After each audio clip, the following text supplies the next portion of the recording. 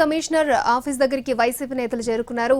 So అక్కడికి ఎందుకు వెళ్లారు, ఇలాంటి పూర్తి డీటెయిల్స్ అన్ని అందించడానికి మా ప్రతినిధి సురేష్ మనకి లైవ్ లో అందుబాటులో ఉన్నారు. సురేష్ అడిగి తెలుసుకుందాం. సురేష్,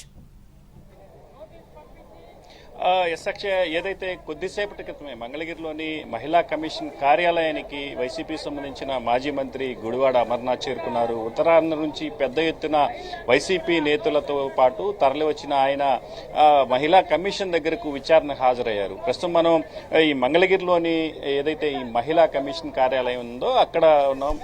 కొద్దిసేపటి క్రితమే ఏదైతే ఉత్తరాంధ్రకు సంబంధించిన వైసీపీ శ్రేణులతో పాటు ఆయన ఇక్కడికి చేరుకోవడం జరిగింది. ఇటీవల హోంమంత్రికి సంబంధించి వివాదాస్పద వ్యాఖ్యలు ఆయన చేశారన్న ఆరోపణల నేపథ్యంలో పెద్ద ఎత్తున తెలుగుదేశం పార్టీకి సంబంధించిన శ్రేణులు మాజీ మంత్రి గుడివాడ అమర్నాథ్ పై ఫిర్యాదులు చేసిన నేపథ్యం, రాష్ట్ర వ్యాప్తంగా పలు ప్రాంతాల్లో ఫిర్యాదులు చేసిన పరిస్థితుల నేపథ్యంలో మహిళా కమిషన్ కూడా దీనిపై స్పందించింది. ఒక మహిళ హోంమంత్రి అయ్యుండి ఆమెపై వివాదాస్పద వ్యాఖ్యలు చేసిన గుడివాడ అమర్నాథ్ను విచారణకు హాజరవ్వాలని మహిళా కమిషన్ ఆదేశించిన పరిస్థితి ఉంది. ఈ నెల 25 లోపు విచారణకు హాజరు కావాలని ఆయనకి చెప్పిన నేపథ్యంలో ఆయన తనకు వ్యక్తిగత పనులో ఉన్న నేపథ్యంలో 25 తర్వాత హాజరవుతానని మహిళా కమిషన్ కు సమాచారం ఇచ్చారు. అయితే నిన్న హాజరు కావాలని మరోసారి నోటీసులు ఇచ్చిన నేపథ్యంలో ఆయన ఇవాళ హాజరవుతానని మహిళా కమిషన్ కార్యాలయానికి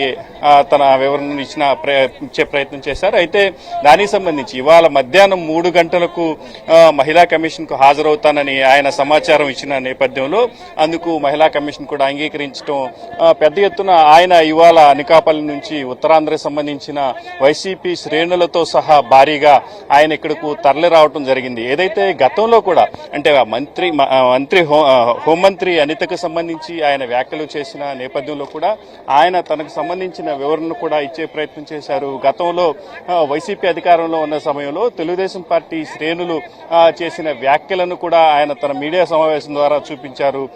మహిళలంటే కేవలం తెలుగుదేశం పార్టీకి సంబంధించిన వాళ్ళేనా, వైసీపీకి సంబంధించిన వాళ్ళు మహిళలు కాదా అంటూ ఆయన రివర్స్ లో కూడా మాట్లాడిన నేపథ్యం అయితే ఉంది. ప్రస్తుతం ఆయన మహిళా కమిషన్ కార్యాలయానికి కొద్దిసేపటి క్రితమే వెళ్లారు. 3 గంటల సమయంలో ఆయనతో పాటు అడ్వకేట్ పొన్నవలు సుధాకర్ రెడ్డిని కూడా లోపలికి వెళ్లేందుకు పోలీసులు అనుమతి ఇచ్చిన నేపథ్యంలో ఆయన కొద్దిసేపటి క్రితమే 3 గంటలకు లోపలికి వెళ్లారు. ప్రస్తుతం ఆయన మహిళా కమిషన్ చైర్మన్ శైలజ ఎదుట తన వివరణను ఇచ్చే ప్రయత్నం చేస్తున్నారు. అయితే అవి విచారణ పూర్తయిన అనంతరం ఆయనకు సంబంధించి మహిళా కమిషన్ ఎటువంటి చర్యలు తీసుకుంటుంది, ఆయన వివరణకు సంతృప్తి చెందుతుందా, ఈయన అసలు అంటే గుడివాడ అమర్నాథ్ మహిళా కమిషన్ దృష్టికి ఏ అంశాలను తీసుకెళ్లాలో, తన వివరణను ఏ విధంగా పొందుపరిచారనే అంశాలు కొద్దిసేపట్లో తెలిసే అవకాశం ఉంది. అయితే ఇప్పటికే మహిళా కమిషన్ సంబంధించిన కార్యాలయం దగ్గరికి ఇప్పటికే వైసీపీకి సంబంధించిన ప్రజాప్రతినిధులు పెద్ద ఎత్తున ఇక్కడికి చేరుకున్నారు. ఆయనకు మద్దతుగా ప్రతిపక్ష వైసీపీకి సంబంధించిన ఎమ్మెల్యేలు, ఎమ్మెల్సీలు, అదేవిధంగా ఎంపీ కూడా ఇక్కడికి వచ్చిన పరిస్థితి అయితే ఉంది. వైసీపీకి సంబంధించిన మహిళా నేతలు కూడా ఇక్కడికి పెద్ద ఎత్తున ఆయనకు మద్దతుగా వచ్చిన పరిస్థితి అయితే ఉంది. కొద్దిసేపట్లో మాజీ మంత్రి గుడివాడ అమర్నాథ్ విచారణ పూర్తి చేసుకుని బయటకు రానున్న నేపథ్యంలో అక్కడ విచారణ ఎట్లా జరిగింది, కమిషన్ అడిగిన ప్రశ్నలకు ఈయన ఏ విధంగా సమాధానాలు చెప్పారనే విషయం మాత్రం తెలిసే అవకాశం ఉంది. అక్షయ్, సురేష్, ఎంతసేపు గుడివాడ అమర్నాథ్ విచారణకు హాజరయ్యే అవకాశం ఉంది?